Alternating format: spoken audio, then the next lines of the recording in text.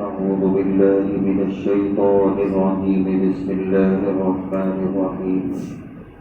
قل إني على بينة من ربي وكذبتم به ما عندي ما تستعجلون به إن الحكم إلا لله يقص الحق وهو خير الفاصلين.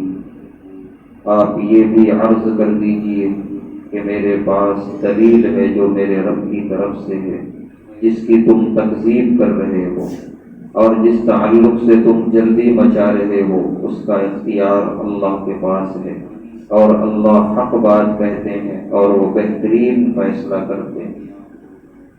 اس آیت میں بھی اللہ تعالی اعلان کروا رہے ہیں پیارے نبی علیہ الصلوۃ والسلام کی زبانی کہ ان کفار تک یہ بات بھی پہنچا دیجیے کہ ہم جو دین اسلام پر قائم ہیں تو یہ الحمدللہ دلائل کے ساتھ، ایسا نہیں جیسے تم کہتے ہو کہ اپنے باپ دادا کو پایا بتوں کی پوجا کرتے ہوئے تو کر رہے ہیں، ویسا نہیں ہے۔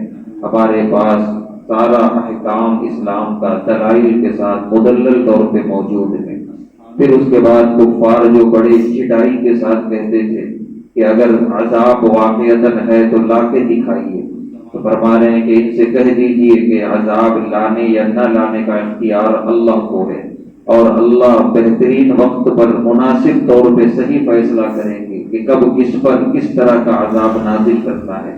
لہذا اس تعلق سے جلدی نہ مچاؤ، ہاں ڈرو اللہ کی ذات سے کہ اللہ کا فیصلہ بڑا اٹل ہوتا ہے، بڑا حتمی ہوتا ہے۔